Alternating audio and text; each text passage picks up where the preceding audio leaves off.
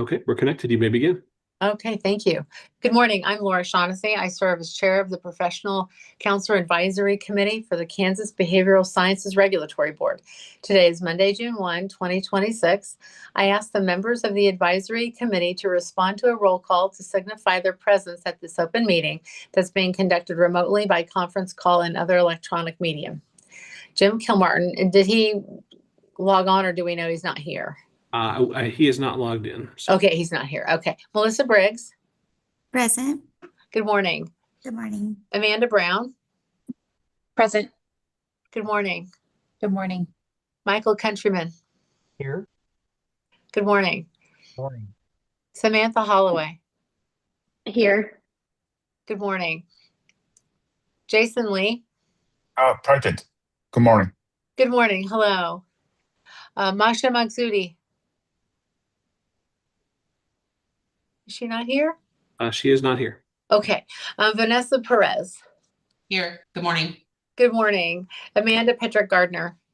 Here. Good morning. Good morning. Amanda Wade. Here. Good morning.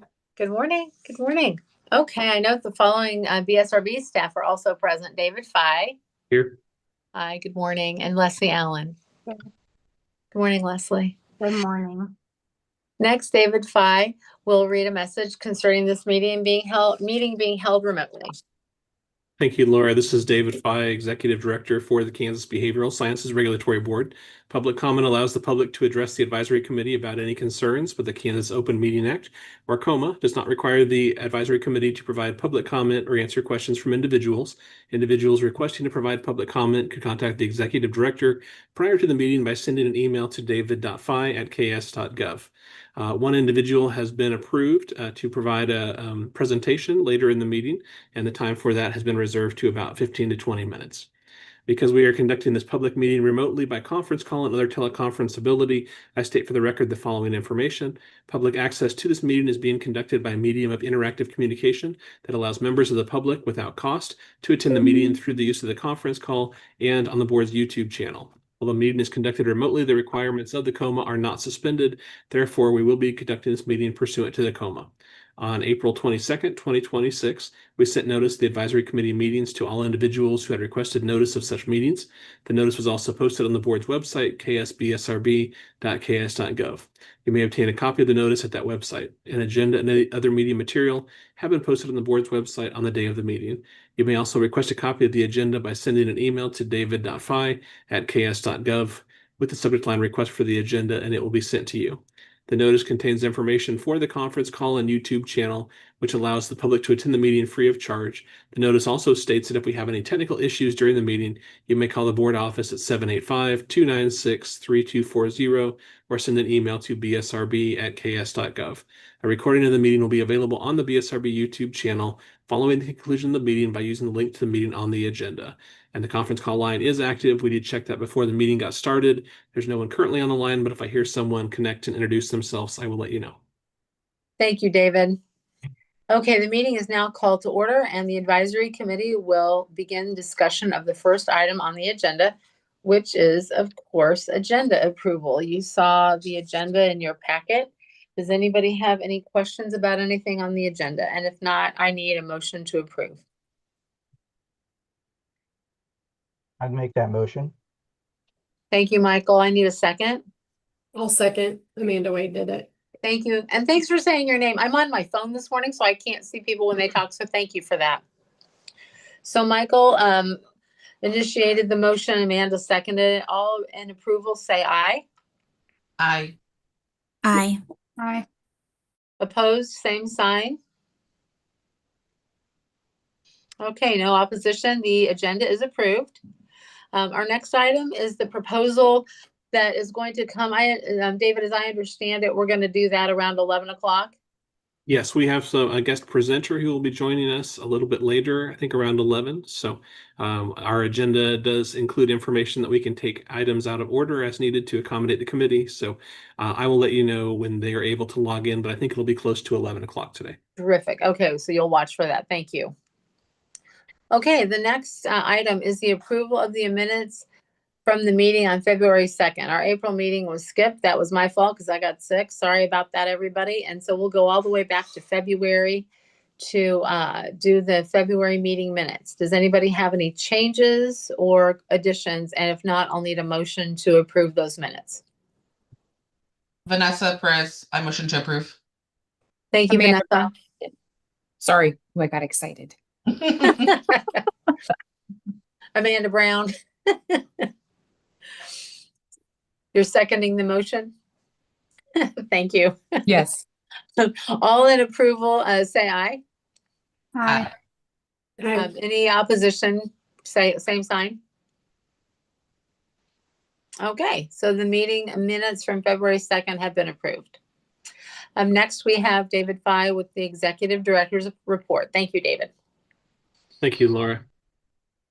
I think we'll go ahead and start today with talking about some items from the recent board meeting that took place on Monday, May 11th, and I'll highlight a few of the different items. There have been a number of the national associations we work with that have been holding mid-year meetings. So we had some updates from a meeting of behavior analyst regulators. That is one of the newest professions regulated by the board, but there is some interesting conversation. Not all states regulate behavior analysts. So they're having some conversations and trying to get more of a unit together to assist regulatory boards. And so there's also different statutes that have been passed over the years that deal with things like title protection. And so there's some questions that have been asked as far as what are protected terms in that area. But it was a really good opportunity to meet with regulators, and there'll be another meeting later this year in Colorado. So looking forward to seeing that profession add more structure to their national proceedings. There was also a mid-year meeting for the Association of Social Work Boards, ASWB. I believe Leslie Allen and Cynthia Schindel, board member for social work, were able to attend that meeting. And they indicated that there's a lot of new upcoming changes for the social work profession, including a launch of a new examination for that profession in August. And so there's information on our website about all of those changes. But also a lot of conversations relevant to this profession as well in regard to seeking uniformity in terms of supervision and how it's administered between different states. So I thought I would inform you all that's an ongoing conversation, not just with your profession, but in the other professions as well. There was also a mid-year meeting for the Association of State and Provincial Psychology Boards, ASPPB, that oversees the states and provinces that regulate psychology. One of the new things for that association is also the launch of a new test. There had previously been discussions about perhaps requiring two tests, an EPPP and an EPPP2. That decision was changed about 2 years ago in favor of putting together a task force to take the components of both pieces and put them together as one cohesive test. So they provided some more information that the launch of that will be in 2027. It'll be both a knowledge assessment and also a little bit of a skills assessment. And so with that, there was also a fee increase for that examination. And so our advisory committees for master's level psychology and also licensed psychology had raised concerns with some of that. And so we brought those concerns to the mid-year meeting. There's going to be a small increase for their examination in 2027 or 2028 when they launch. But then there was some information that was put out that said every 2 years thereafter, there would be an increase informed by the Consumer Price Index, which is not a standard way of looking at this concept. So we did also raise some concern in opposition to that. And I was informed that that was mostly an issue with the messaging. They do not plan on raising the cost of their exam every 2 years. It is more of they plan to have a conversation and use the consumer price index and other factors to see if that needs to happen. So I think we were successful in at least raising the issue. We were basically asked to be put in a position to say, monitor, but trust us that we will do things appropriately. And so we will continue to monitor and report back. But in terms of multi-state compact meetings, there is an upcoming meeting for the Psychological Interjurisdictional Compact for SIPAC. That is the Psychology Mid-Year or Psychology Compact Association. They hold a mid-year meeting that's remote, and they also hold an annual meeting that'll be happening later this year. In terms of other updates from that meeting, we did have a guest, and one of the guests who was in attendance was Dr. Marianne Bernetti Atwell. She is the CEO of ASPPB, and so she was able to answer some additional questions about the test and provide some updates based on that association. So we were happy to have her in person in Topeka. Our board meetings usually are hybrid, so we allow an in-person component, and she made the trip to Kansas and visited with us. And so that was nice to see her and allow her to connect with board members. And so in terms of some other updates from the board meeting, there were some new business reappointments of advisory committee members for your advisory committee. Melissa Briggs, Michael Countryman, Samantha Holloway, Vanessa Perez, and Amanda Wade were reappointed to a new 2-year term. I think I've already reached out to all of you concerning just the documents you need to submit for that new 2-year appointment, but congratulations on your reappointment. Looking forward to continuing to work with you all on the advisory committee. There were a few individuals from other professions and their advisory committees that reached the maximum length of service. The board did recognize about 4 individuals who had served the maximum length, but none of those individuals were from your advisory committee. There was a brief discussion on alternative pathways to licensure, but I think that's a topic that most of the committees have either discussed and made no recommendations on, or some are still continuing to talk about that topic. So no big takeaways there. The next upcoming board meeting will be on Monday, July 20th. That'll be a week later than normal, and that is to accommodate that psychological or that SIPAC mid-year meeting. It's going to fall on when our normal board meeting would occur. So to allow Richard Nobles, who's the board member for psychology and also the SIPAC commissioner, to allow him to attend that, the board was able to move the date of the board meeting 1 week later.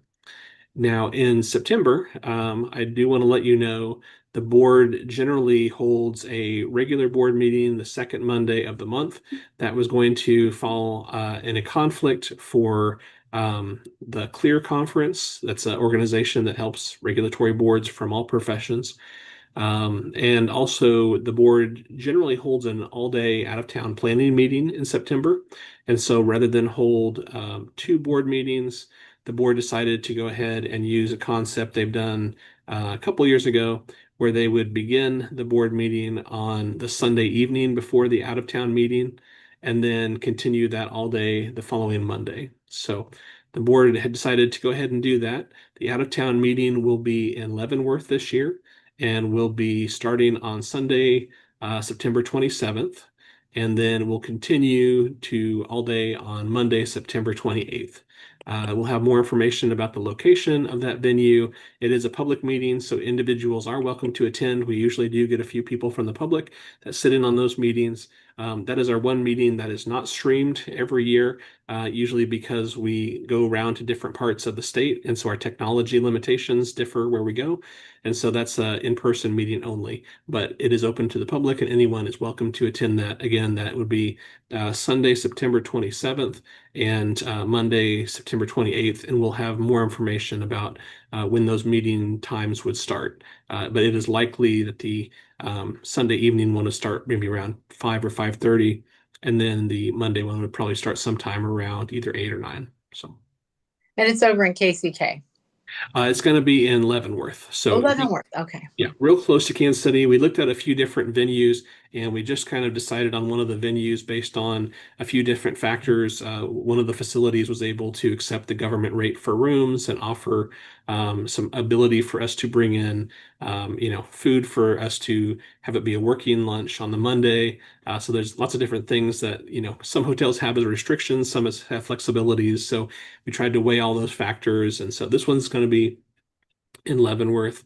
Over the last few years, we have held that in Overland Park, Wichita, Lawrence, Manhattan last year, and then this year it'll be in Leavenworth. So we've done a pretty good job of moving that around the state, but this year it'll be in Leavenworth. So Nice. Thank you. and then just kind of a couple of comments about BSRB operations. It's been very busy time in the office. We have a lot of individuals that have just graduated and are submitting materials. So our licensing specialists are reviewing a lot of those, approving people to take the examinations. So we're trying to get those processed. I have been hearing from my licensing staff that they have been issuing a significant number of new licenses to individuals. So congratulations on all those individuals for graduating and joining the profession. And we are continuing to talk with schools, usually in the fall and the spring, about expectations so that individuals know, what to expect in terms of how to apply for licensure, and then also the professional responsibilities of a licensee. And so we will continue to give those presentations, but congratulations to everyone who has graduated and who has become a new licensee. With that, I think I'll go ahead and wrap up my presentation this morning, and see if there's any questions from anyone about any of the topics that I mentioned or anything else. Great. Thank you, David. Any questions for David?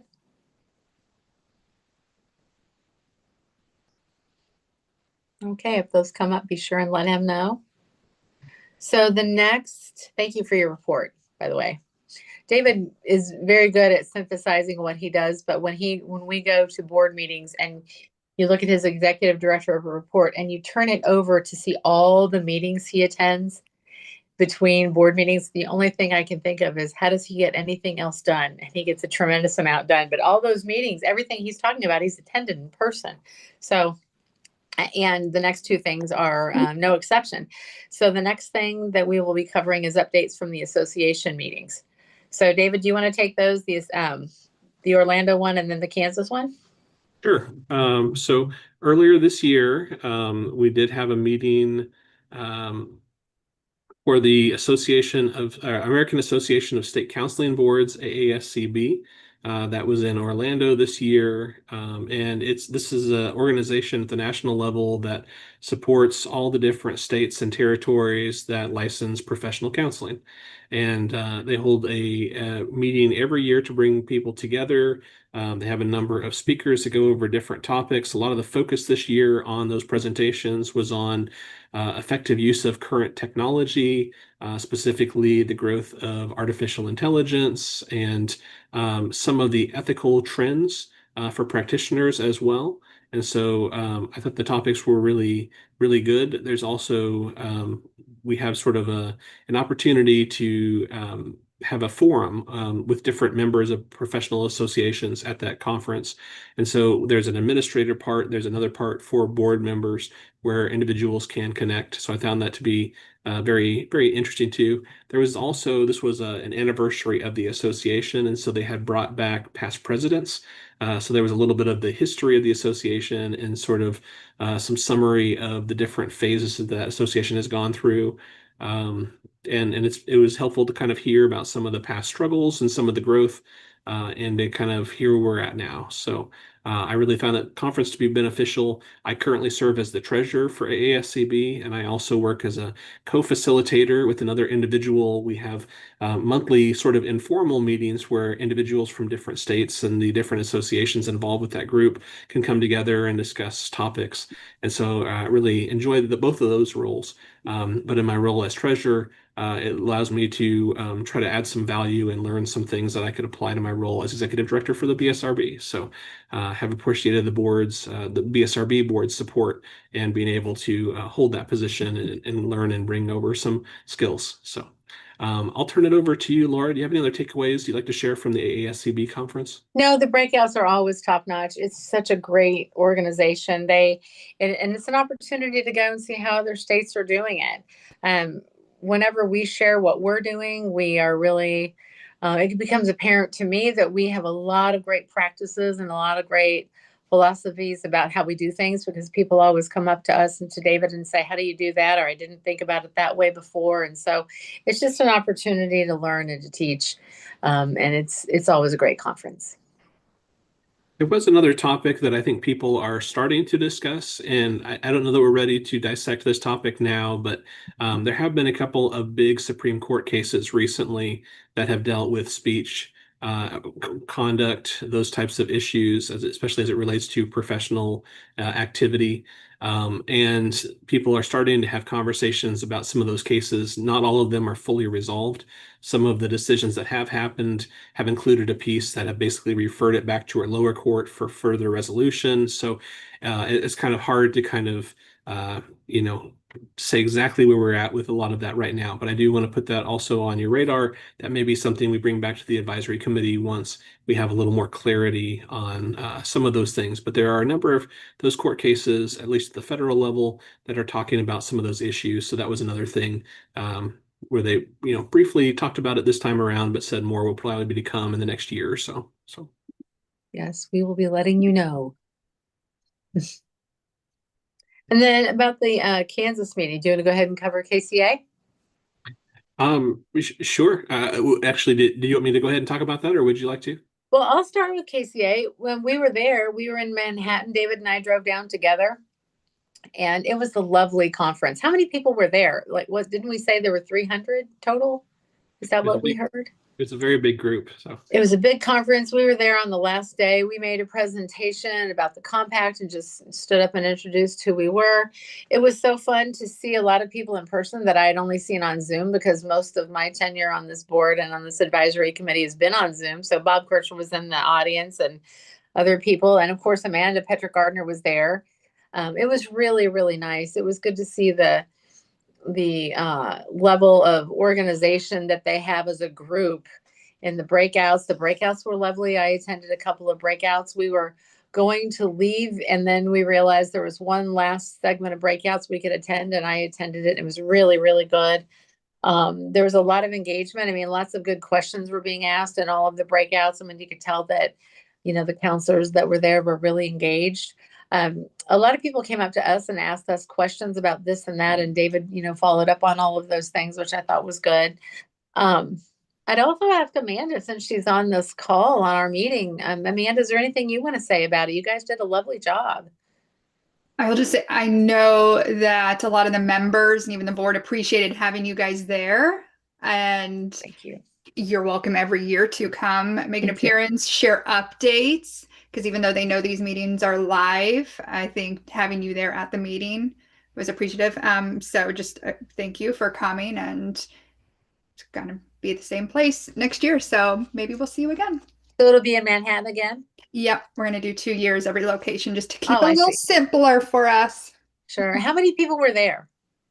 Yeah, between all the vendors and everybody, I would say probably about 275, 300-ish. That's amazing. Yeah, it was terrific. Yeah. Great turnout. yeah, I agree. It was great to meet people in person, and I know we've gotten very functional and very efficient with Zoom, and it's been a great resource for us. But it was nice to be in person and have some of the conversations. It was good to provide some updates, but it was also good to connect with people and just hear some feedback. It's really helpful. Amanda, I'm not sure if you have the dates locked in for the conference this year, but do you mind go ahead and sharing those with us? Yep, it'll be the same dates, March 4th and 5th this year. So that's Okay. Thursday, Friday. And if you guys want a panel, I know we had discussed that, David, before. If you want even a breakout, whether to speak on a subject or have time to talk to people, let us know. Okay, so March 4th and 5th, 2027. Perfect. Got it. Okay. Well, I have put that officially on my calendar, and we'll get back to you on doing some sort of a panel or some sort of a presentation. We talked about that a little bit, and I think we will have some really good topics that would be helpful. And so let's work on that for sure. But yeah, I really enjoyed the opportunity to provide some updates and connect with people. And I will try my best to block that out as long as there's not a legislative meeting that would interfere. Of course, that has to come with priority, but otherwise, I would love to come back. So and that's all that I have, I think, as far as my comments, but it was a really great opportunity. Yeah, it sure was. And then David and I are heading off at the end of June to the National Board for Certified Counselors meeting in, oh gosh, wait, where is it? Oh, Detroit. Yeah, Dearborn, Michigan, I think Dearborn. officially, but really Yeah. close. Yeah. Yeah, Yeah. so we'll be doing that, and we'll have more to bring back to our next advisory committee meeting from that one. Terrific. Anything else you want to say, David, about those two association meetings? No, I think I'm good. I know that the AASCB meeting was immediately followed by the annual meeting for the Professional Counseling Multi-State Compact. So we could transition to talking about that if you like. Sure, absolutely. Great. And you are the official commissioner for the compact. So do you want to start as far as that meeting? And Well, the compact meeting is that it's a very formal process. We were in the meeting for, I think it was 3 hours, voting on various rules and so forth. The only update I have on the compact on a national level is that we have 4 states now. And is there a 5th one? Did we say a 5th one is getting ready to join? I have heard that there is a 5th. I'm not 100% sure there's been confirmation on the 5th, but So I think Louisiana was the last one. I believe so. I think it was Arizona and Minnesota first, and then Ohio, and then I think Louisiana. So Right. Yeah. And Kansas is right around the corner. So yeah, and just to give you an update on that, so we are all fully ready for the background check process with the opt-in. We've talked with the Compact Commission, and they have given us the okay for that. The last remaining part is to have the privilege fee for the compact approved. And we have submitted a emergency regulation to be reviewed. We actually submitted that earlier this spring. The official language says beginning February 1st or as soon thereafter as practicable. So we submitted that at the very beginning of January, but unfortunately it has bounced back and forth between the Department of Administration and the Attorney General's office. And so I will make another push on that in the near future to really see if we can get that through, because once that is open, then we will be able to start sending out messaging to people that they can go ahead and start preparing for eligibility for the compact by doing the background check. We're not quite ready for that yet. For the background check, we are ready, but we just need that approval part for the fee for us to officially, I think, have all the boxes checked. So as soon as that is opened up, we will let everyone know. But I had hoped we would be ready before this. We've been really pushing, and it's been frustrating. I want you to know, I know a lot of you are very eager to start practicing under the compact, and we are very eager to have you start doing that as well. This process has been very frustrating with the regulations. They also have launched a new regulation system that has kind of come right in the middle of all of this, which has created a little bit of a problem. But I think we are close. So that is the big takeaway. I will let you know as soon as we get approval that that fee has been approved. hang in there. It's right there. And is there any way to predict when it would happen? I mean, it seems so close. Yeah, I can't predict. I've tried to predict earlier this year, and I was incorrect because sometimes things take longer. But yeah, as soon as we get acknowledgement that the fee has been approved, we will open it up. The way that this temporary regulation or this emergency regulation works is that you don't have to wait the full 60-day time for public comment. It basically, if it's approved by the Joint Committee on Administrative Rules and Regulations, it's actually a very similar committee to that group. But when you do an emergency regulation, once it gets through the Department of Administration and the Attorney General's office, and there's a special committee that reviews it, essentially you would be able to start using that for about 3 months. Within those 3 months, you really need to follow it up with the permanent regulation, but we had submitted both. And so once we get approval, it'll open up very quickly. It's just that approval, we have no control over some of those agencies' timeframes, and we know there's a lot of other state agencies that have also submitted things, and so Sure. we're pushing as firmly as we can while also staying professional. So Right. So after the, you said it's allowed for 3 months, so it doesn't get rescinded or anything after 3 months. no, it just needs a permanent regulation to follow it up. It's just sort of a technical type thing with the regulations. They just want to see a permanent one, and you said you've already submitted one. Yeah, we submitted them both together. So Okay, good. we had them both together. We submitted those back at the very beginning of January. They just unfortunately have bounced back and forth because of edits or rejections. And so we have made those and we are continuing to push. But yeah, so as soon as we get word, we will let you all know. Okay, great. Thank you for that. Oh my gosh, it's so exciting, especially to know that, everything's done. We've done everything we can. We're just waiting on, the powers that be to do it, to do their part. So Yeah. I hope you feel some relief knowing you've done everything. I'm just excited to see it move forward. I know people are very anxious about it, and I am too. And I had hoped to provide better information before this, so I just want you all to know this is definitely a priority for us. We're pushing. It's just we don't have specific control over all of these things. So. I can tell you that we did a trial. We were allowed to log into the compact system and look at it and create a fake profile and go in and request privileges. And it's very simple and logical. And so when people are finally allowed to use it, I think they're going to be really pleased with how simple it is to do what you want to do. Yeah, once we are officially part of the compact, our clinical level professional counselors, to get eligibility for that, they would need to opt in by doing the background check. And then essentially, once you are part of a list of people that are eligible for the compact, that gets sent to the compact commission, and then you would use their portal to apply for a privilege for any of the states that have gone live right now. And that portal basically shows you the cost per state in whichever state you would like to get a privilege in. It lets you know how long their privilege lasts, because it usually goes along with how long their license lasts. And then if there's another requirement, like some states have a jurisprudence requirement that you have to take. So all of that information is in the portal. So once we get access to go live and have people start gaining eligibility, I think the ability to get privileges in other states, that'll be a really user-friendly process. It sure seems that way. I worked tremendously behind the scenes to make it pretty simple. So it'll be fun to really test that out. Can I ask a couple quick questions? Sure. I wasn't sure if, since you had a chance to kind of play around with it or just in these meetings, do you have an idea of like those first 4 states or any of the states, like what their fees are? I don't know if those are posted, but I know Minnesota was not very expensive. Minnesota was not expensive, and Arizona was.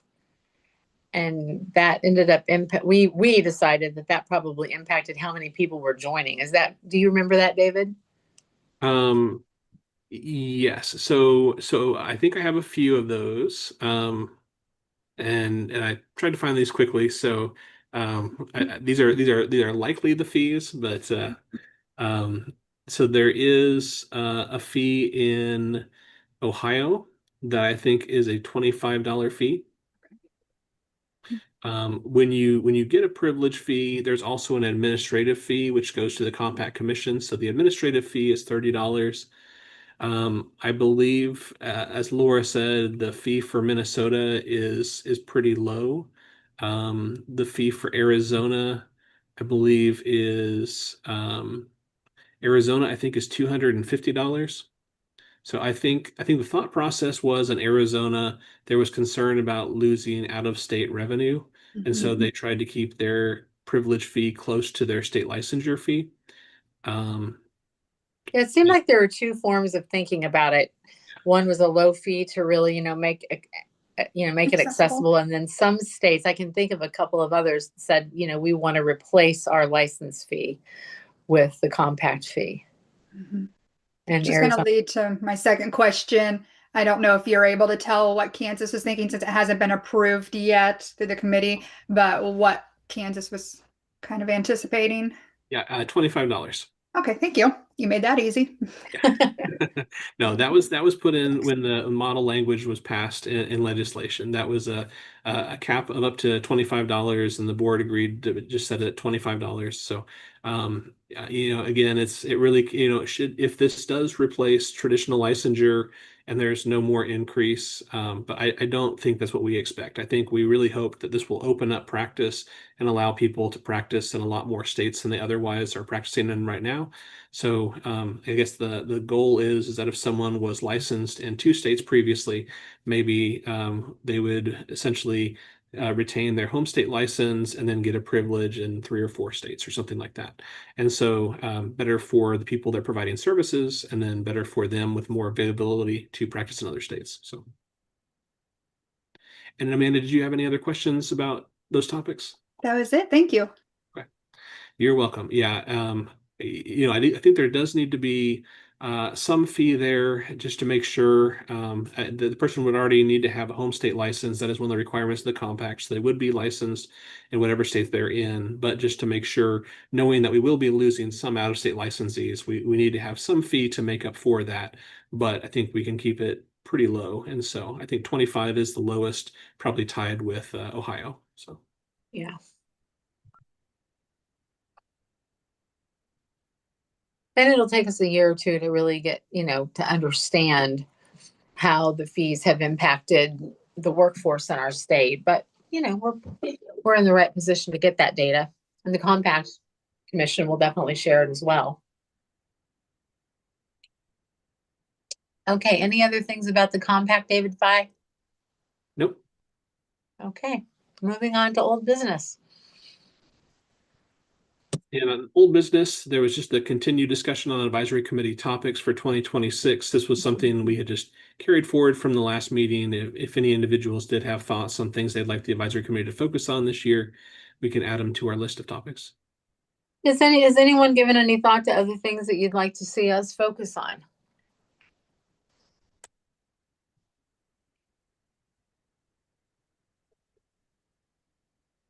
And I will say that topic is always available. I mean, we open it up so that if you've been thinking about it, you can share it. But if you come up with anything in between meetings, don't hesitate to reach out and bring those things up. Does anybody have anything today?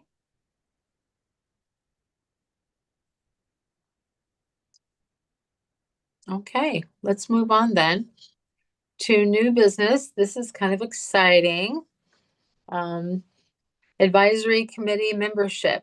So David, we have one slot that we're filling today. Yes. So there is one opening on the advisory committee. And so just to kind of frame this conversation, the advisory committee policy does kind of spell out the process at a high level in terms of filling open spots on the advisory committee. And the terms run for 2 years, and you can serve up to 4 consecutive terms. So you could serve on the advisory committee for 8 years. There is some relatively new language that says if you have served for 8 years, you would need to come off the committee for 2 years. And then once you're off for at least 2 years, you would have eligibility to come back to the advisory committee if you would like to reapply. But essentially, what the advisory committees have done the past few years, as said, when there are openings, you can submit a letter of interest and a resume or CV. And then it is the members of the advisory committee that will review those materials and make recommendations on a new member of the committee. And so that does say that you can't have a secret ballot, but you could, so if you do any kind of voting, that does have to be a visible way of voting where anyone from the public could observe that. But you don't have to vote. Another way that I've seen committees do things has been to basically say who are the top few individuals that stood out to you that you think would make good members of the advisory committee. And then if you highlight a few and there appears to be a natural consensus of the group where one person just appears to be on everyone's list, sometimes that can be the way to determine the recommendation without actually doing a formal voting process. So the policy doesn't say one way or the other. You can determine amongst yourselves, but in general, I think I've seen that has worked out really well, is when individuals highlight their top few candidates and then you kind of go from there. But ultimately, the chair of the board has authority to appoint members or remove members from the advisory committee. So the advisory committee's role is really to make recommendations, and those recommendations would be forwarded to the chair of the board. If the chair of the board has no concerns or agrees, they can go ahead and appoint those individuals at the next board meeting. So if you make a recommendation on someone today, the chair of the board could appoint that person at the July board meeting, and then that person's first meeting as a member of the advisory committee would be in August. Some other things to keep in mind, that there is sort of a preference for looking at different backgrounds and different roles when it comes to advisory committee members. There has been sort of a interest in the past of maybe having some geographic representation across the state, maybe even at the levels of licensing.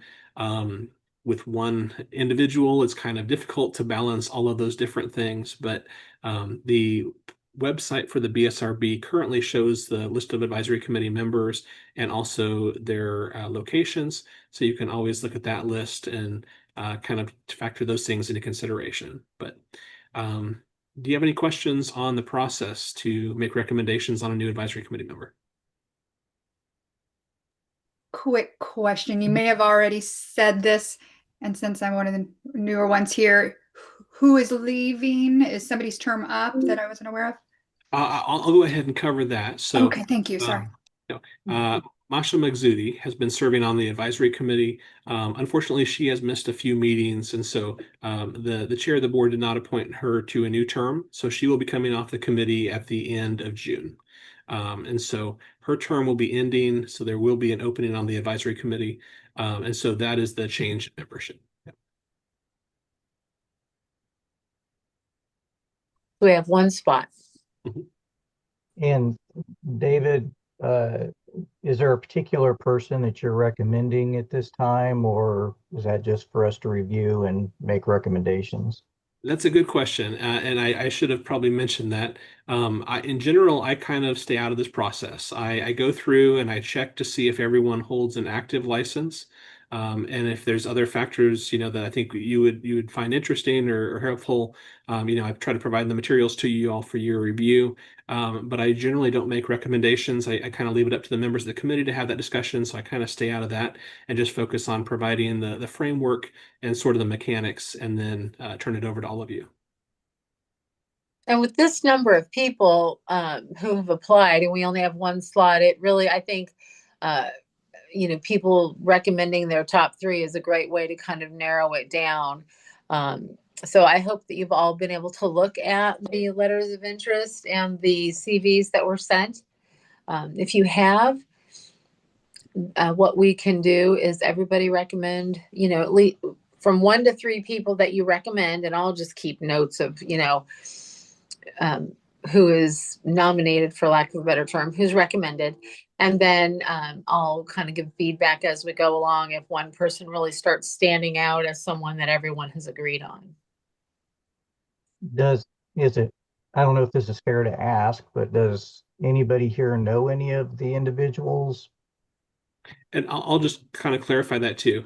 Sorry, sometimes I don't cover all these topics, but that's a great question. Sometimes, if there's a situation where you might know someone, in some forums, you may say, well, that could potentially create a conflict, or maybe I would need to disclose that. Since you all work in a lot of the same groups and may serve on committees and other areas with a lot of the same people who applied, or maybe you know someone who would be a good candidate, and so you encourage them to apply. If you want to mention that you know someone personally, that's fine. You don't have to recuse yourself from anything. It doesn't surprise me that probably a fair number of you might know a few of the people who applied. If you feel like sharing information, that you know someone and you think they'd be a good member, if you think that would be beneficial for the members to know, feel free to do that. So it's just kind of up to you. Individuals can always recuse themselves or not. But in this case, if you know people, that's perfectly normal. So. And Laura, for our top 2 or 3, do we just email you those Oh, names? you know what? We can discuss it right now. Yeah, we can discuss it right now. And that way we can take recommendations back to the next board meeting if possible. So have you had a chance to look? Has everyone had a chance to look at the recommendations? Yeah, I only knew one person on there, and that was Marcy. She's the executive director of Prairie View. I think I just know her from meetings. She seems very passionate and committed to the field. But the others, I didn't recognize the other individuals. Yeah. And it's okay if you don't recognize them. If you look at their CV and look at their letter of interest, if anything jumps out at you, that's okay. I know one person on this list. I know Becky Milks. I know her very well, and she's very talented. She's actually served. She's done some consulting work for the BSRB, and so I know her, and she's someone that I will definitely recommend. But I don't know anyone else on here. I just read through all their resumes or their CVs and their letters of interest. And so that's what I'm going off of when I'm thinking about the other people I'd like to recommend. Yeah, that's kind of what I did. I know the last round that we had openings, we were looking at, kind of where were they in Kansas. I think that was really important at that time. But I noticed a lot of them this time are from kind of the same area. So I just more looked at kind of what is their experience in the field. Mm-hmm. Kind of for me, the ones that stood out most were the ones that had some different types of experience along with their LPC. So Danielle Newman is one that stood out. Danielle, maybe. Sorry, I might not be saying it right. But her resume stood out to me.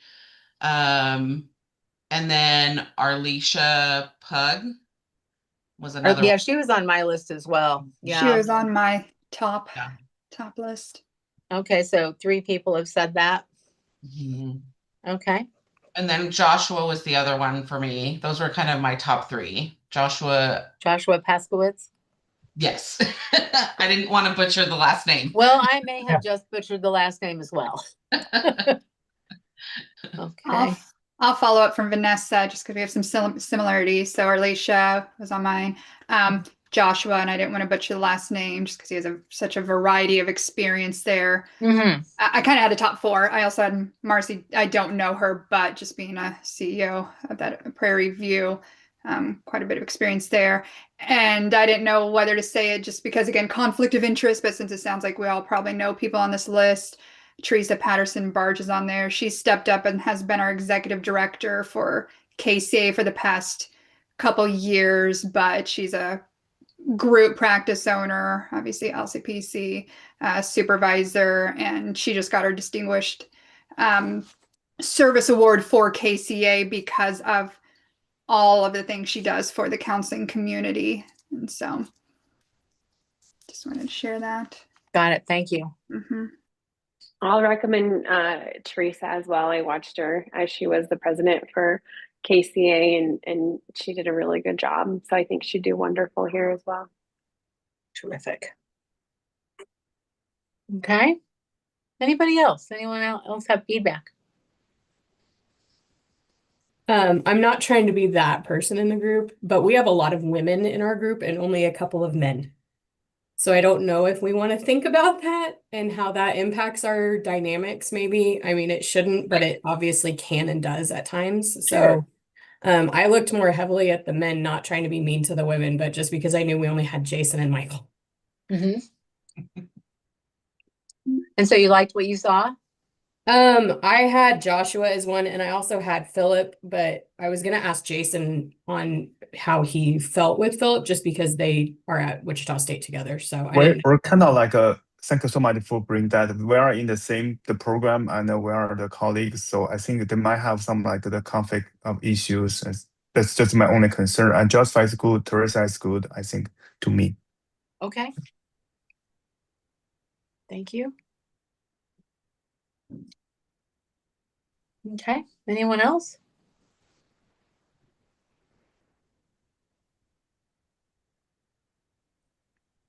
So as I stroke tallied all of these, Arlisha Pugh has more support. There's definitely Teresa Patterson. Do we want to discuss those two? They both had, like, again, as I was just counting, they both had the most, and then Joshua Paskowitz. Again, I've got to be careful about his name. We'll have to get from him how he pronounces his name. Do we want to talk about those 3? And Laura, I just thought I would add something too. Please. So in terms of the advisory committee policy, it does say that there would be the board member for that profession who would be chair. There'd be a public board member, and then there would be up to 10 non-board members on the advisory committee. Mm-hmm. And I think I had in my mind that the committee had reached its max at 10 members. And so with one stepping off, that would leave one opening. But as I'm continuing to review things while you all are discussing, it looks like we currently have 9 advisory committee members that are non-board members. So with one coming off, there could be 2 openings. So you do have a little discretion here. You could add one board member, or you could add one applicant, or you could add two applicants that would start after July 1st. So just something to keep in mind as you're narrowing this down. If you wanted to add two people, it looks like you would have a space to add two people instead of one. So Yeah, is everybody okay with adding two? Yeah. Yeah, I love new voices, so I'm excited about that. Is anybody not okay with adding two? Well, okay then. Thank you for that, David. Thanks for checking into that. Okay, so if that's the case, the three people that stand out and that, we've talked about that have, multiple recommendations are Teresa Patterson, Joshua Paskowitz, and Arlisha Pugh. So we could vote on them. I guess we should vote on them. Does that seem like the right thing to do at this point, or do we want to discuss more names, more recommendations? I think that's a good recommendation. How many votes do we get? What if we liked all three? I know. I know. I can't. Well, you would get two votes. Can you review the names one more time, Laura? Teresa Patterson, Joshua Paskowitz, and Arlisha Pugh. We could also talk about what we liked about each one of them, a little bit about what we liked before we vote. Would anybody like to say what stood out about each one of those people so we can hear a little bit more before we vote?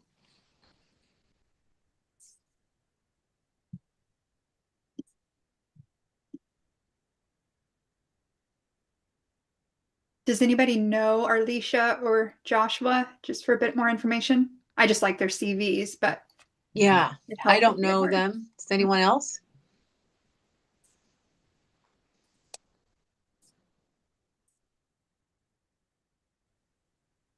Amanda, what did you like about their CVs? Should tell you my notes. Kind of putting you on the spot. Sorry That's about okay.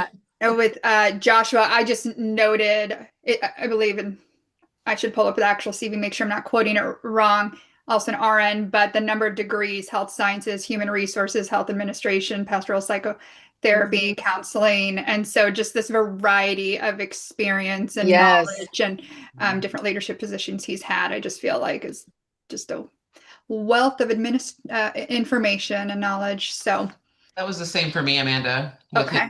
TV, yeah. It's just all the variety. Yeah, me too.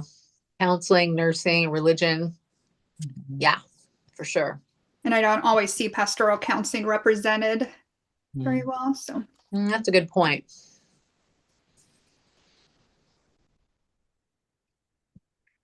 What about Arlisha Pugh? Anything that jumped out about hers? did not write as extensive of notes, but just the doctor of education, still maintaining her practice. Was in Kansas City, North Kansas City, as an LCPC. I think for me, sometimes what stands out is the community mental health aspect. It could be just where I'm at, and so that stands out to me. But that experience to me is a little unique, and so that perspective looks a little different. So that was part of why Arlisha stood out to me. Community mental health folks are just, I have them in such high regard because they're out there seeing everything. Okay. And then Teresa Patterson. Amanda, you had said some things about her. Could you say some of those again? Yeah, so I have gotten to know her as I've been on the KCA board. She was the past president prior to myself. And then when we've had no executive director, so she stepped up to be our interim executive director. And in addition to obviously her group practice, and does some adjunct teaching and supervising, and just does a little bit of everything. And so this past year, she was voted by all the past presidents to receive our Distinguished Service Award, which is that where all the past presidents are like, who has made the most impact on the counseling community, just because she does a little bit of everything. So, Wow, very diverse. Yeah. So anybody want to add anything about those three, about Arlisha, Joshua, or Teresa before we start to vote? I think I have mine picked. Okay, so how should we do this? Should we have every person, I'll name all three, and then everybody can say if they vote for them? Is that That okay if works. we do it that way? Works for me. Okay, so you get to vote for 2 of 3 people. Teresa Patterson, Joshua Paskowitz, or Arlisha Pugh. So everybody that votes for Teresa Patterson, please say, say your name and that you vote. I So vote Michael, okay, see Michael Countryman, Amanda Wade. Amanda Wade, Amanda Peter Gardner. got it. Thank you, Amanda Peter Gardner. Jason Lee. Got it. Thank you. Thank you, Jason.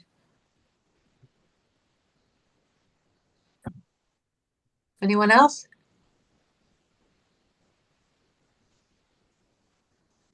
Okay, next is Joshua Paskowitz, Vanessa Perez. Vanessa Perez, Michael Countryman. I saw you raise your hand. Amanda Wade. Amanda Wade, Amanda Brown. Amanda Brown, Amanda Peter Gardner. Amanda Peter Gardner. Anyone else? Okay, and Laura Shaughnessy. Okay, next is Arlisha Pugh.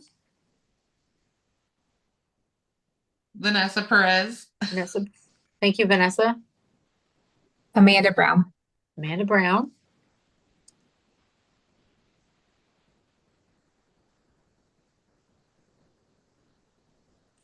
Anyone else?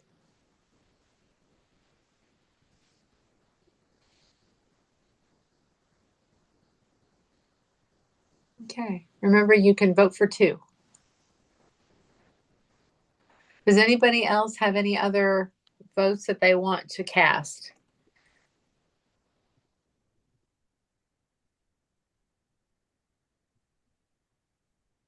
So if that is the case,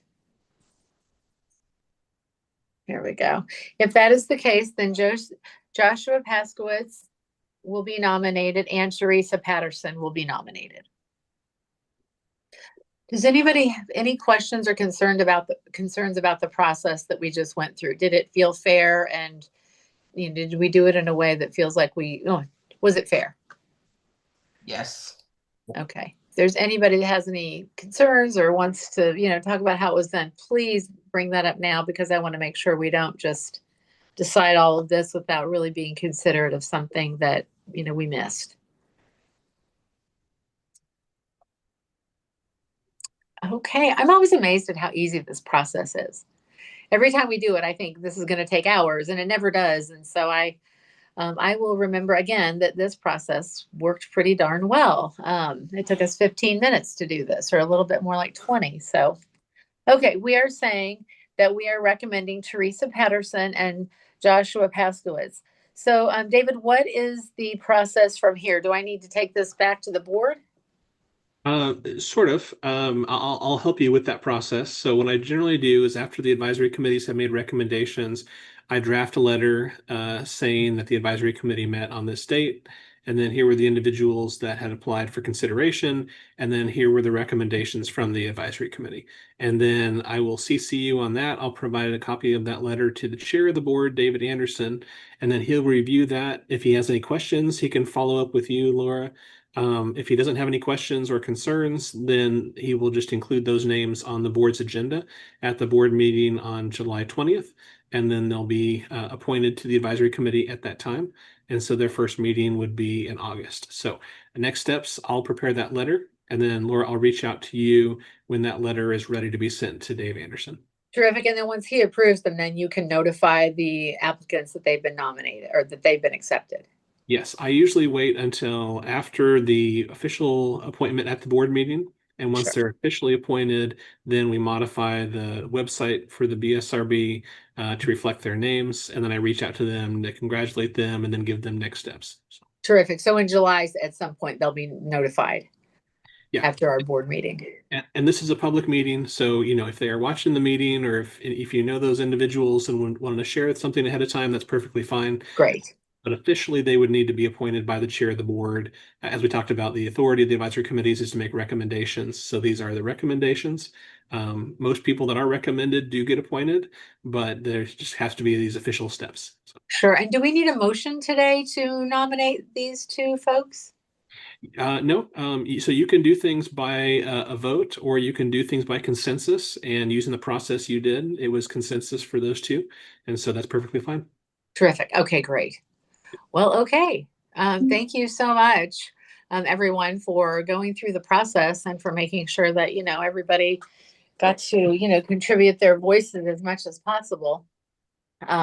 It's always hard. I mean, when I read through all of these, CVs and letters, I get, it's always hard to think that, there are a lot of people who have interests who aren't going to get to do it. But I know in the letter that you've sent out before, David, you always encourage people to keep applying because these nominations keep, we are always adding people. So you'll encourage them to apply again? Yes. And I will stress that there were 13 applicants this time for only 2 positions. And so it is very difficult to get on the advisory committees based on individuals that are also wanting to serve. And so, but it is not uncommon that someone might apply for consideration and then not make it the first time they apply, but apply in the future and then serve in the future. So I'll stress to them how many people applied and encourage them to consider applying again in the future. Keep going. Great. Thank you for that. Thank you. You're welcome. And again, thanks everyone for going through this process. Yes. Appreciate your review of the applicants and your thoughtful conversation today. And Laura, I did want to let you know our guest, Andrew Secor, he is in the waiting room, so he is ready to present whenever you're ready. I can go ahead. Terrific. I think we're ready. Thank you. Great timing. And I will go ahead and admit Andrew into the meeting. Terrific.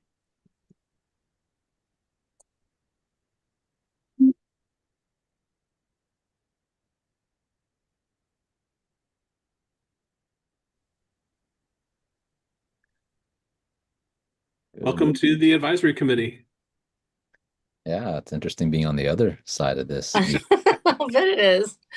It's good to see you, Andrew. Thank you. You too, Laura. You too, David, and everybody else that I look to be familiar with. Does everyone here know Andrew Secor? If you don't, you soon will. Do you recognize everybody in our committee, Andrew? As Amanda Brown, I'm trying to think. You might not have been on the committee last time when I finished up. So I've only been here for about a year. So yes, I live out in Hayes and I have a private practice and I teach at Fort Hayes. Okay. Good to know. So you're with what is it? Reed out there? Mm-hmm. Okay. Yeah, and I'm trying to think who else I might know out that way. But Tana? Yeah, Tana. Yeah. Tana. I wasn't sure if Tana was still teaching for Fort Hayes or not. So okay. Yeah. Tana did some work with us as well. Well, yeah, everybody else I recognize. And Amanda, nice to meet you. So Andrew is prolific. He is everywhere, does everything. It's just so good to see you back. Andrew has been so involved in things as long as I've been on this committee and on the board. So I can't wait to hear what you've been up to and what you want to present today. Well, I thank you for the introduction. That's no pressure at all. No pressure. All right. Well, I don't know, David. Am I supposed to just start talking, or do you have something to introduce before that? Well, it's okay. I can go ahead and start. We were contacted by Todd Fry, who did mention that he was interested in speaking to the advisory committee about a possible requirement concerning, I believe, telesupervision. And he wanted to address the advisory committee about the importance of that topic. But because of when the advisory committee meeting fell, he was unable to join. And so he had reached out and mentioned that you were interested in, and also coming to speak to the advisory committee, and we're willing to do that on his behalf. And so that's kind of the framing here. And I think I'll just turn it over to you if you'd like to kind of go from there. Okay. Yeah, thank you. Yeah, Todd last week had approached me and said, "Hey, I can't be here for the meeting on Monday. Would you be willing to come and have at least present this information I prepared to the advisory committee?" And so I said, "Sure." So I'm here kind of carrying this forward for him to this committee. Now, I don't know if they've been provided with any of the information, or is this all going to be stuff that's new, or has the request for regulation changes been provided? So I had asked if Todd wanted me to distribute that to the members ahead of time, and I didn't get back clarification on that. So they Okay. haven't seen the text, but I could pull that up if you'd like me to, or you can just talk to it. So I mean, I'm happy just to kind of talk through. I'm sure that if you guys want to look at it later, you can do that, but I'll just kind of provide the bullet points. I imagine your agenda isn't free of just this being the last thing on it. So, okay. So Dr. Fry, essentially what he is proposing, I believe, is two things, both a regulation change to the educational requirements for counseling students. So on the actual front end for people going through a training program, and then also a regulation change for another requirement on the board-approved supervisor process. So there are two things, at least, that he sent to me. On the first one, for the educational side, essentially what's being requested, or at least to be considered, would be the addition of an 11th section of the current 10 that reads as follows.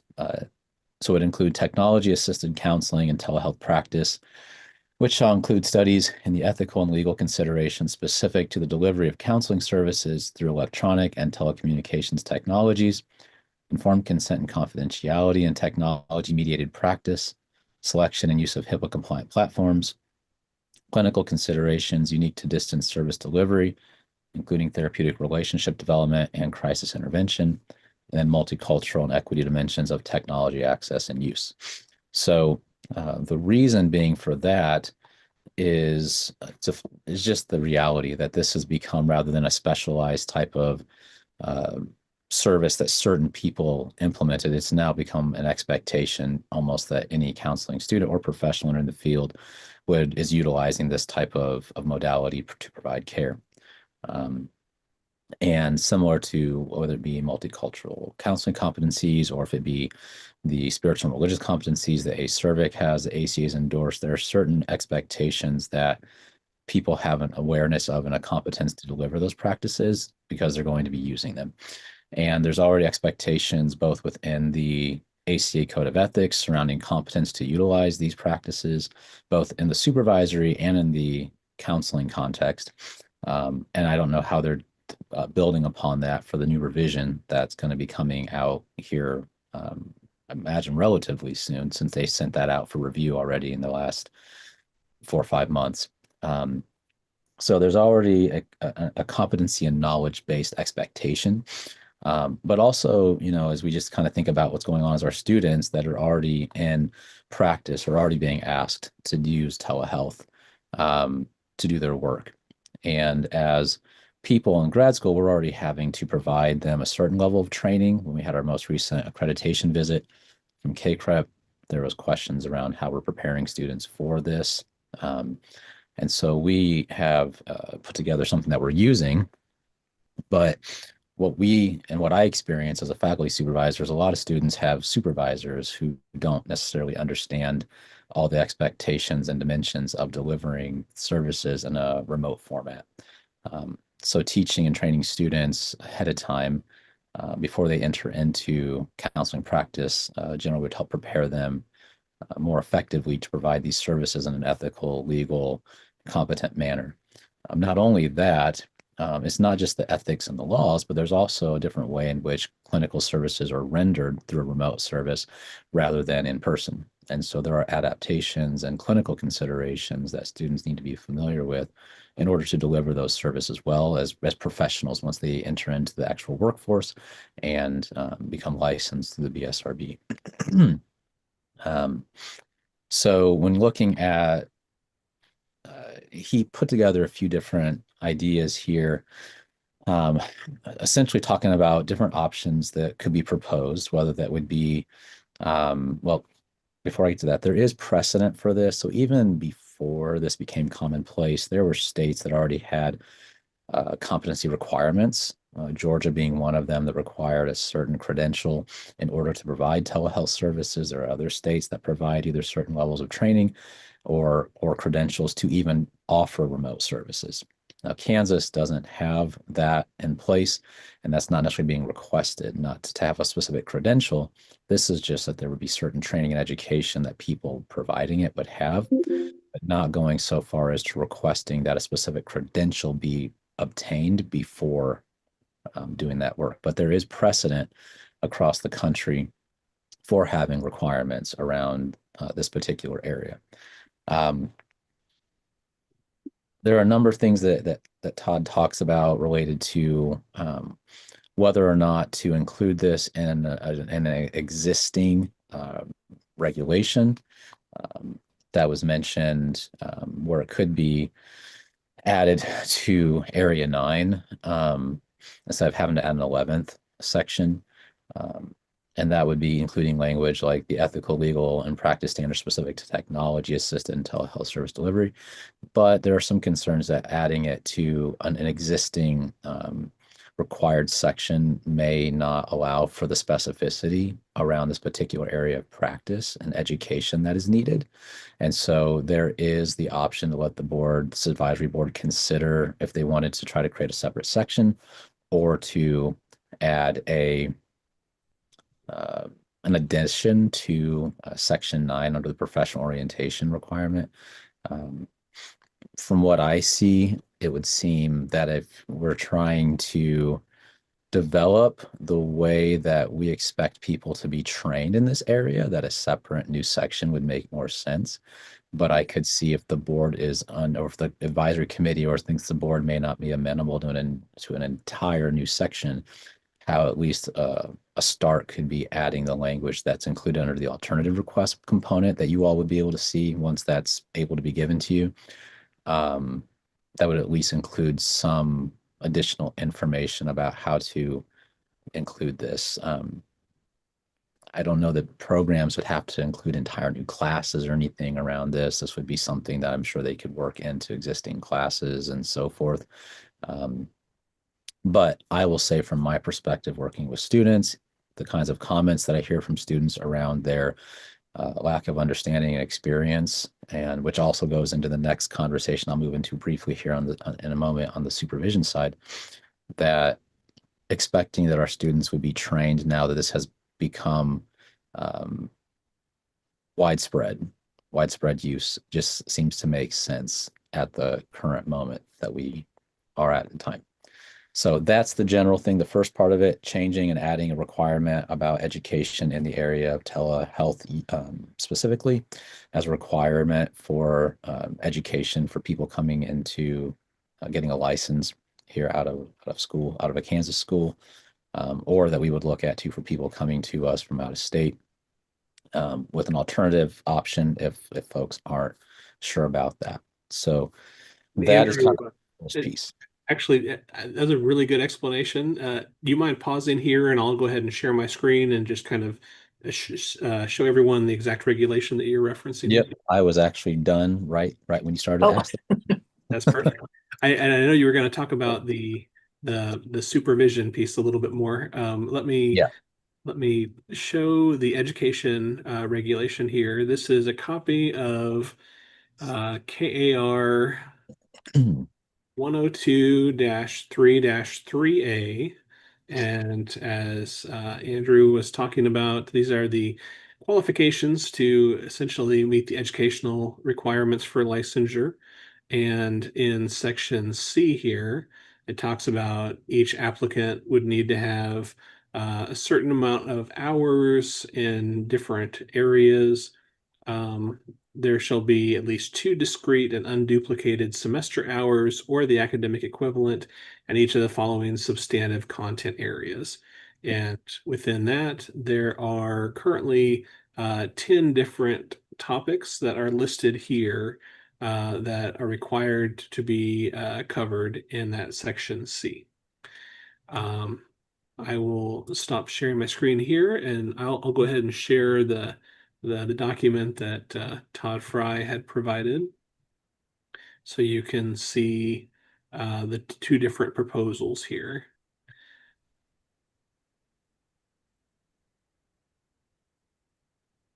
Okay, so the first proposal would be, as Andrew said, add an 11th required training area for licensure in Kansas. And so all of this text for 1 through 10 would remain the same, but it would add an 11th, essentially covering the same content area that Andrew just referenced, including the technology-assisted counseling and telehealth practice, including studies and the ethical and legal considerations specific to delivery of counseling services through electronic and telecommunications technology, informed consent and confidentiality, and technology-mediated practice, selection and use of HIPAA-compliant platforms, clinical considerations unique to distance service delivery, included therapeutic relationship development and crisis intervention in multicultural and equity dimensions of technology access and use.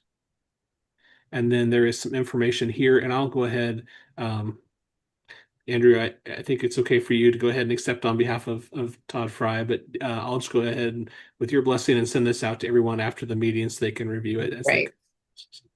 Yeah, I think that'd be fine. Thank you for that. The second, which was essentially a different proposal, but an alternative, as was suggested, was that in item number 9, this was an item that is currently already required professional orientation, including the studies and goals and objectives of professional organizations, codes of ethics, legal considerations, standards of profession, preparation and practice, certification, licensing, and the role identities of counselors and others in helping professions, but adding some language under number 9, which would also say including the ethical, legal, and practice standards specific to technology-assisted and telehealth service delivery. So just kind of thought it might be helpful for you to see the regulation that was referenced, the initial proposal to add an item number 11, and then alternatively the alternative proposal that instead of adding an item 11, adding some language to the end of item number 9. And like I said, I'm happy to forward this all to the members of the committee afterwards, and we can upload it to the website for other individuals to review as well. But didn't want to provide it in advance just in case there were a few different drafts that I had received, and wanted to make sure that we were providing the right one. So I will send this out to everyone after the meeting. Thank you, David. Thank you so much. And Andrew, sorry to interrupt in the middle there, but please feel free to share concerning the supervision item that you were. Sure. Yeah, absolutely. So on the supervision requirement, this is looking at regulation 102-3-7B on the requirements for board-approved clinical supervisor. And so what this would be looking at is the addition of a 10th area in this section. So there's currently 9. The 10th section would read, it would also include technology assisted supervision. So this was talking about the areas of training that a supervisor would need. So this would require training in the area of technology assisted supervision, including the use of telehealth platforms, ethical and legal considerations specific to remote supervision and remote practice, crisis intervention in telehealth context, and maintenance of the supervisor alliance through technology mediated communication. So again, the reality is that since the board approved remote supervision during the pandemic, and I was part of that decision at that time. I remember the conversations we had, and I think it was a good decision. I think it was a good decision of the board to permit for distance supervision to occur even beyond that as well, just given the general nature of finding supervisors and opening access across the state. But with that has also come then a huge expansion of the delivery of telesupervision. And so looking at the requirement for potential training needs for supervisors that are engaging in this work, I think is an important area. Now, again, I did not write these proposals, so I'm just speaking to my own experience as I've looked at them and considered speaking to you about them today. So we need to consider the clinical landscape and how it's changed, as well as when the Telehealth Act was passed originally, there was really no development of more specific standards related to this area. And I know it's something that's being considered as well within the advisory committee and the regulatory board. And I imagine that this will continue to evolve. So looking at this, most clinical supervisors were trained in a in-person format. They were not trained with what it means to engage in telesupervision itself. And when you consider the rapid move to telehealth-based work because of the pandemic, I'm finding there's still many people who have yet to really do substantive training in what it actually means to run a practice remotely, or to be in supervision remotely, and that there are differences to these, and that there are many trainings that exist. And the ACA Code of Ethics already speaks to this also, that when it comes to supervision, there in Section H, I believe it's either Section H or Section, I'm getting either the supervision or the practice distance supervision standards confused, but there is a requirement to have training and competence in delivering supervision in a distance format as well. So that has been an expectation since the 2014 Code of Ethics, that would exist, that would be done. So it wouldn't be out of alignment to consider, expect with the adjustments that we have at the moment, that supervisors would have training if they're going to provide supervision in a remote format, that they would do so. I did a 3-hour training on telesupervision a year and a half ago or so, that covers a number of different factors about laws, ethics, clinical considerations, supervision considerations, that would be important for a distance supervisor to consider, especially when I think about how in the last one we were talking about like developing emergency plans, like how do we instruct people to consider if they're coming to a supervisor saying, hey, can I see my clients while I'm out of state, but my clients are back here in Kansas? And a lot of folks will say, well, clients in Kansas, you're fine. But that's not necessarily always the case. I've had students always check about where they're at. And in the states, some states they check with want them to get a temporary license to practice while they're there on vacation, or else they would consider practicing outside of that state's requirements. Even though their clients are in Kansas, they have a requirement to practice from their state. So not everybody's considering, even from a remote setting, like what that means or how to supervise students or postgraduates, I guess we should say, postgraduates properly, even what their practice setup would look like in those instances. So, so we look at this idea, there's a competence gap that you all can review. I'm not going to read that because it'd take too much time. Supervision itself changes in a virtual environment. These are some bullet points. Again, existing codes require it. Supervisors already bear responsibility for supervising practice. There's already precedent for this in other states. And so the idea here would be while the entire purpose of creating these 9 areas, which I was here for as well, so I've been around a little while, I was here when these 9 areas were introduced and approved for the Kansas Board approved supervisor process, which I supported then, I still support now. I think it was a good move that was made. I do think that looking at the role of telesupervision and even considering even moving the areas of AI, that's a separate thing. But telesupervision training as part of the board approval process makes sense to me, as another step in this area as these standards evolve, to ensure that our Kansas supervisors are equipped and at least have minimum level competence to provide the type of supervision that is now being required, as well as with that proliferation of remote work, both clinically and in the supervision setting. So that's what this would be looking at on the supervision side. Thank you, Andrew. Do we have time, David 5, for questions for Andrew? Yes, I think so. Okay. Anybody have any questions you want to ask Andrew today? So, Andrew, in general, I feel like most of us have had to take it upon ourselves. Like, again, those who value our ethics and would, when the pandemic came around and we would go get a telehealth certification or supervision, we went and did the telehealth for supervision, and now it's in writing saying you need to do this. Is that kind of what I'm Right, yeah. So right now there is a ethical obligation that we have.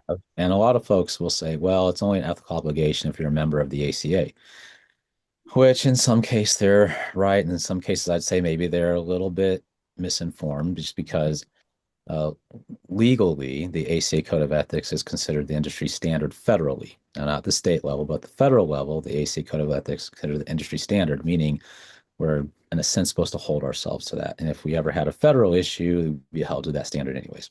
So in those cases, there's always been an expectation that we would adhere to ensuring we have competence from an ethical standard, but not from a state standard. There's not necessarily been something written that said like you must do these things, whether it be that educational setting would have to include it, like the alternative one would be like you don't have to have a separate course. I don't know how that would be worked out in terms of the unduplicated semester hours option within adding an 11th section.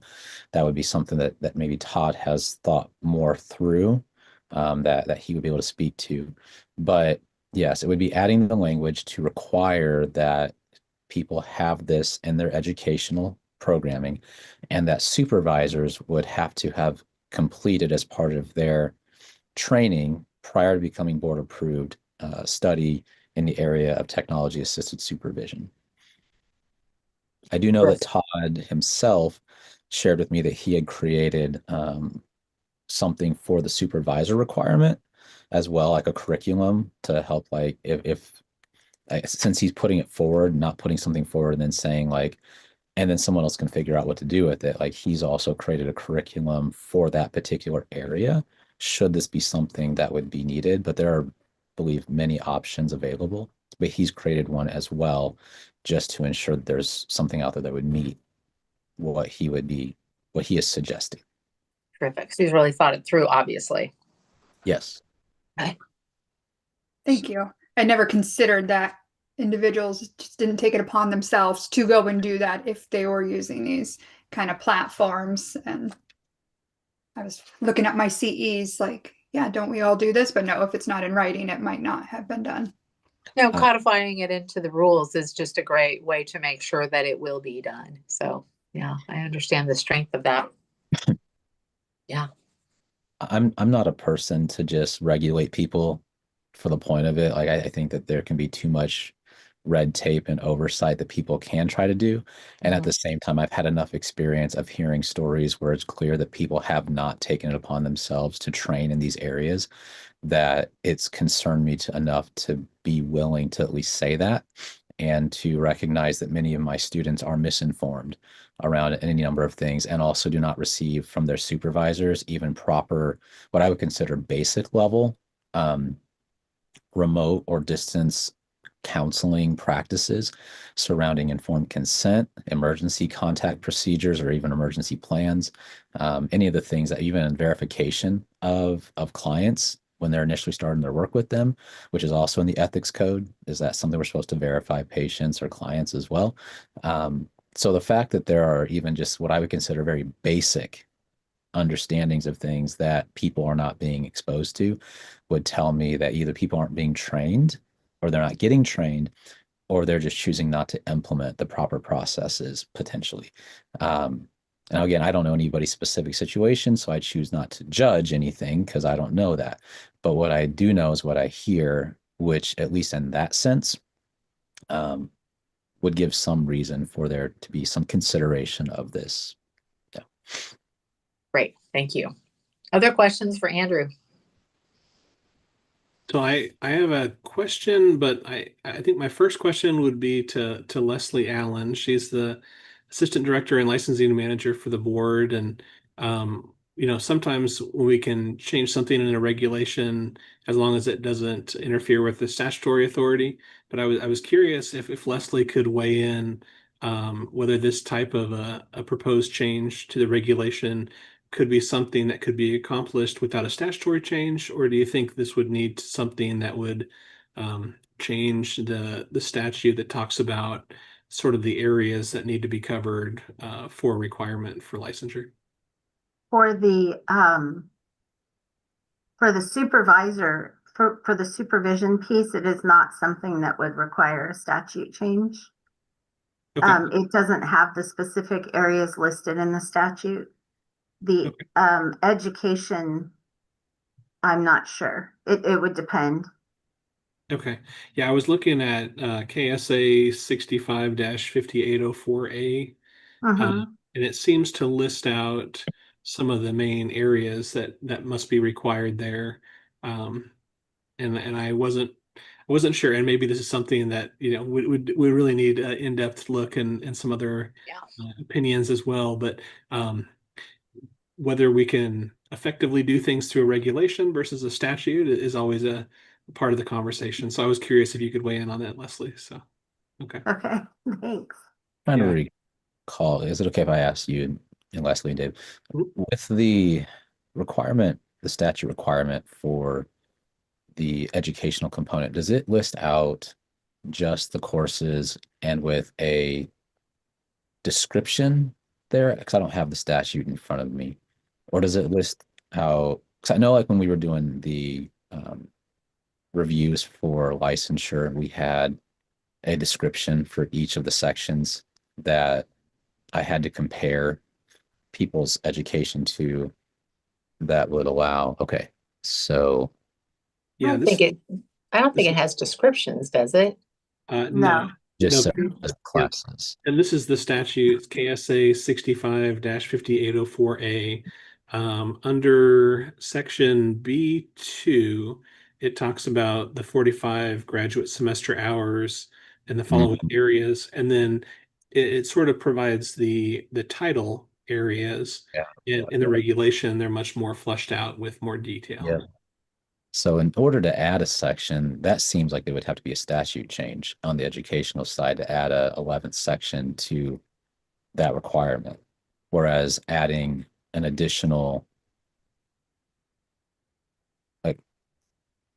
Changing the information to description. expand it would be more the regulation component, whereas adding the 11th section would be statutory if they want to add like a requirement for, at least that's what I'm almost doing my advisory board. I'm stepping back in advisory board role. That's not where I should go. But if I'm looking at this, because again, I'm just presenting the information, but that would seem to be a statute change to add an 11th section. Yeah. Yeah, the general rule is that if you have something where the regulation would conflict with the statute, you would always go with the statute. Or if there is an area where the statute would say, here are the following things to add an item to a list like that. I agree with you, Andrew. I think probably since they are listed out here in the statute for a new topic to be listed as a separate component, it would probably call it for a statutory change. But yeah, so seem that there may be a way to include maybe the regulation side, the alternative request may be something that would be an easier start that at least the regulatory board could navigate that versus having to go through the legislature potentially. So yeah, the alternate proposal as far as adding additional language to the professional orientation, yes, wouldn't be including a new topic. That one might work. So. Yeah. Okay. So what do we do from here? Should we discuss this at our next advisory committee meeting, and then that'll give us a chance to look at all the information that Todd wrote up and Andrew presented? I think that would be fair. I didn't want to share the document ahead of time in case there was another draft that would be coming. But I'm happy to share the most recent draft proposal that I received with the members of the committee and post that on the website as well. But I'd like to give the members of the committee a chance to review that and kind of see the rationale. And then maybe we can pick it up at the next meeting and discuss it. Yeah. And would it be okay if I offer just one last thing? Sure, of course. If it was just me, I don't want to speak for Todd, and he might have a different perspective. If it was me, I'd say that the supervisor component is probably of the two.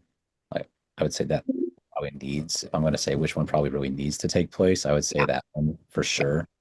On the educational side, I don't know what his thoughts are on that one, but I think adding an expectation that would be okay. But I really think that if we're looking at which one to go with, the supervisor component just really seems to be a necessary part of this. Making sure that our supervisors are equipped properly to do distance remote supervision and handle that, and to train even. It's not just distance supervision, but it's also being trained on how to do telehealth work themselves. Because you may Yeah, not. that's an immediate impact to our entire counseling community. Yeah. So, anyways, I think they're both good. I think they both are timely given where we're at. But thank you all actually for letting me jump in here. I mean, I had a few days to look this over and get ready to talk to you about it. Exciting. But I appreciate you all being willing to hear it, consider it. And I would imagine if you have any other questions, Dr. Fry would probably be your main point of contact, since I'm just stepping in as his representative for today. So I'm happy to take questions if you have them in the future, but Dr. Fry would probably be your best point of contact. Terrific. Andrew, thank you so much for stepping in for him and for taking the time to do all of this. And Sure. These are both very important and obviously related topics. So and the timing is perfect. I wish you knew that the next item on our agenda is supervision topics. So thank you so much for taking the time today to frame all this information, and we will look it over and get to work on it. You're welcome. Thanks all for your work, and have a great rest of your morning. All right. Thanks. Thank you. Great to see you, All right. Andrew. Thank you, Andrew. You take care. Bye-bye.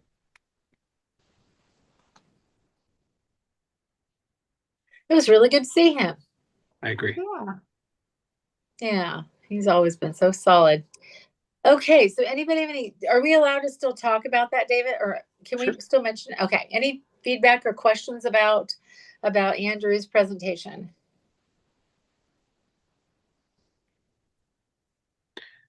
My first thoughts are how can it not hurt? I feel like a lot of us are hoping, many of us clinicians, whether students, clinicians, supervisors, take those steps necessary when they're doing telehealth to do the telehealth trainings, do the telehealth for supervision trainings, because that's what we need to do to be good counselors and ethical counselors. But it's good to have that in writing for those that don't even consider that you need to do that.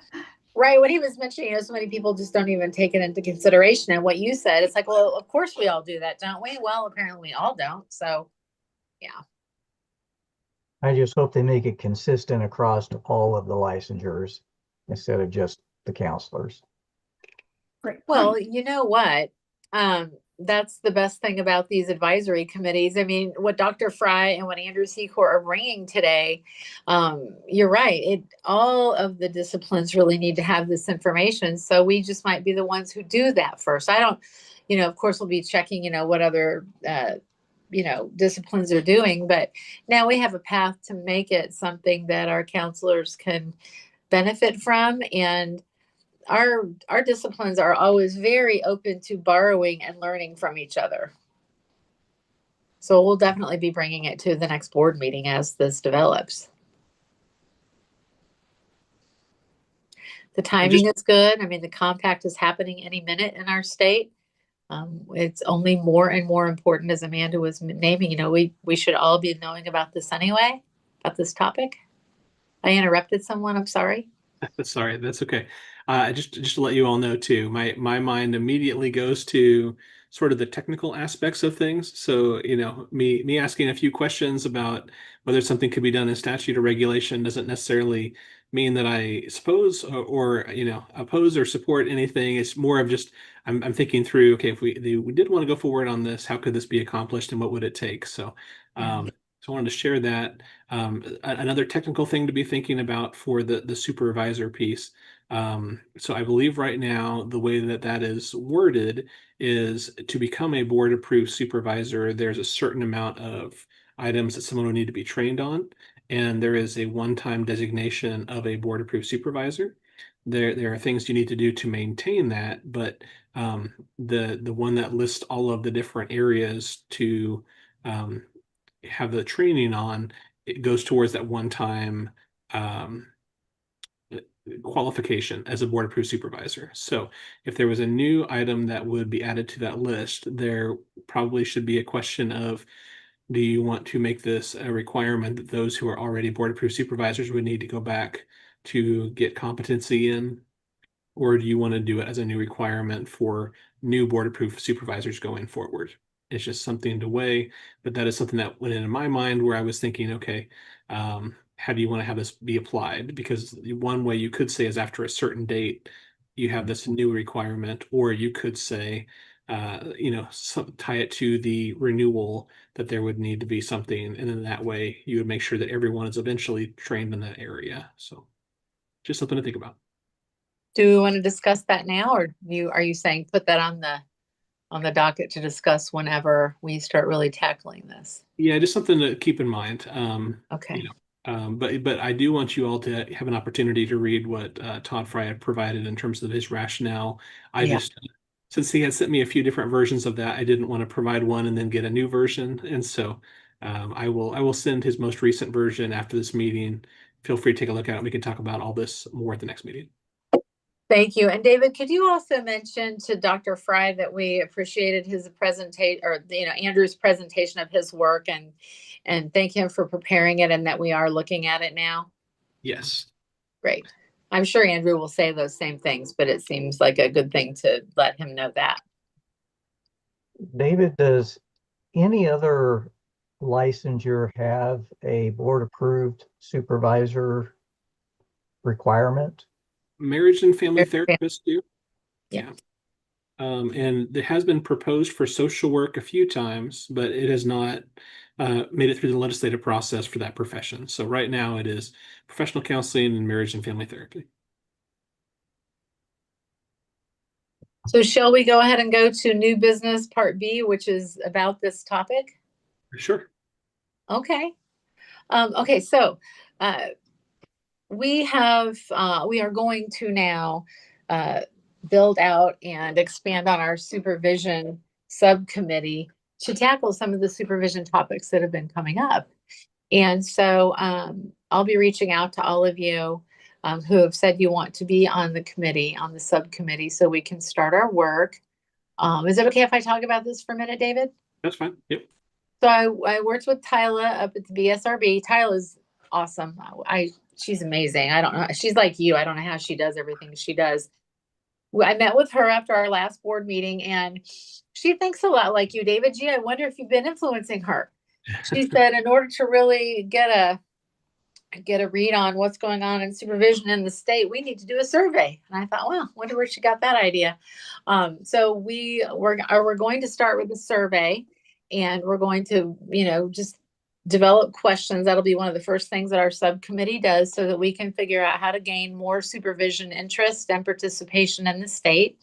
And that's just one of the many things that we plan to do on our subcommittee. But we're going to start that now that we're going to have we're starting into our year with our new subcommittee, or our new advisory committee members. David, is there anything else you want to add about any of that? You haven't really. Just that there's also some behind the scenes work going on with a few members of our staff that have been researching supervision training plans and those types of requirements in other states, and are working on streamlining that process. So that is also a piece that is being done behind the scenes, and it's not quite ready to go forward yet, but I just kind of wanted to mention that too. So, do we have? I have a copy of the supervision manual for MFT. Can we share that along with our advisory committee, or our professional counseling supervision manual? Can we share those with the committee so that they can see and compare those? Yes, and there should be two documents that are somewhat similar, one for social work and then one for marriage and family therapy. So those would definitely be good guides to look at as you prepare one for your profession. Okay, great. So you'll send those out? I was going to add, especially the social work. They have went in and added additional information that I thought it was important your committee see, to kind of give you an idea of other things you can add that isn't included in the LMFT manual. So Thank you for that. sure. Laura, Yeah, we really, go ahead. What were you going to say, David? I think I will go ahead and send those to you, and then when you narrow down the members of the subcommittee, you can distribute those, or if you want to let me know who to send them to directly, I'd be happy to do that as well. So. Okay, I'll narrow that down this week and then get back to you about that. Okay, and if you need any help facilitating the work of that group, feel free to let me know. Oh, you know I will. Okay. I told Tyler, like for board meetings, I'm going to just make sure that I stay back after board meetings to be in person to cover some things. So I'll be seeing you very soon about this. Sounds good. Thank you so much. Anyone have any questions about any of this before we move on?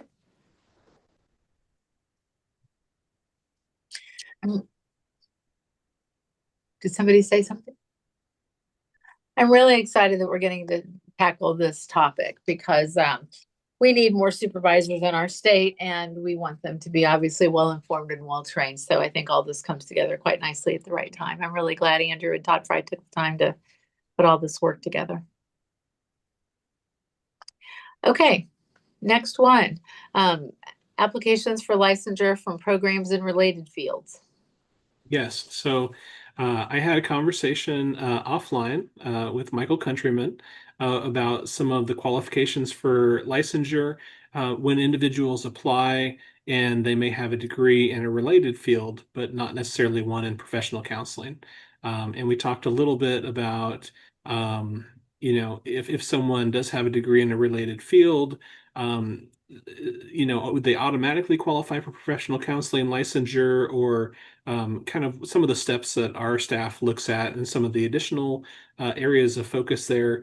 And I thought Leslie might be a good person to kind of start this part of the conversation, just to kind of clarify some of the requirements and then what she frequently sees when someone applies from, let's say, a non-traditional path of having gone to a professional counseling program, but maybe they went to another program. And so, Leslie, do you mind kind of walking the advisory committee through that process and then what you see? And then if someone is deficient, in what areas can someone make up some of those requirements, or in what areas might they be unable to do that? Okay, so initially when someone applies, if they apply like with a related degree in art therapy, when they review the coursework cannot be just solely focused on art therapy. It has to be focused on both art therapy and counseling. It can't just be art therapy. If it's just art therapy, then it would be denied. We are struggling a little bit with psychology right now because their coursework doesn't say psychology and counseling, although it may cover the same topics. So that one's a little bit more difficult to review. But what I was talking to Dave the other day, and I said, in marriage and family therapy, in their statute, so it would be a statutory change and then a regulation change, they have a third option for licensure. One is having a degree from a COA MFTE accredited school. The second, of course, is not, but it meets all the requirements and regulation. But they also have a third way, which is they completed a master's or doctoral degree from an educational institution in a related field and took additional coursework from an educational program in marriage and family therapy approved by the board, which is COA MFTE. And I thought this might be something that would be good for your committee to look at. It would allow them, because part of the problem when people apply from a different program, or sometimes even counseling programs that aren't KCREP accredited, if their program doesn't meet, there's no way for them to change that. They are permanently barred from licensure forever. They cannot get a license in Kansas unless they go get licensed somewhere else and come back later through reciprocity.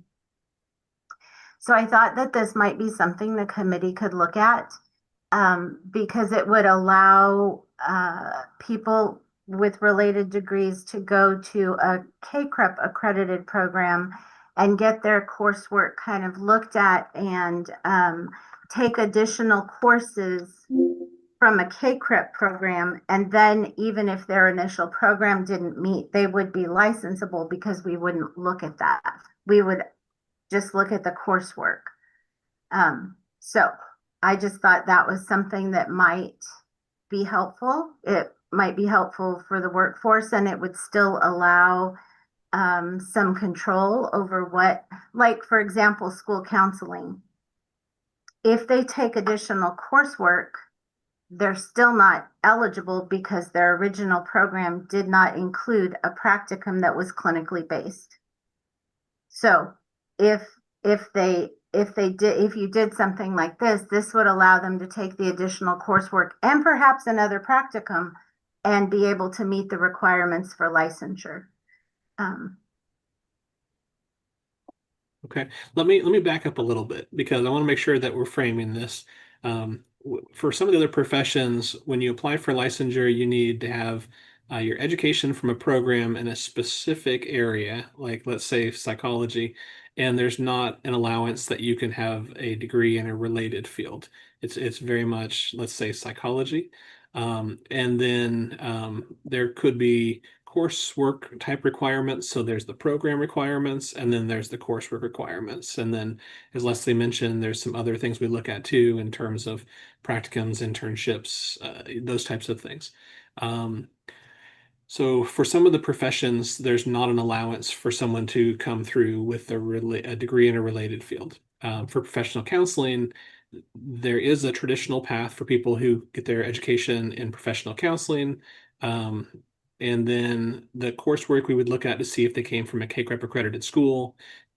There's also the ability for us to evaluate if they don't come from a KCREP school to look to see, does it meet the substantially equivalent threshold? And we have a process to go about doing that, collecting information. Sometimes we use experts.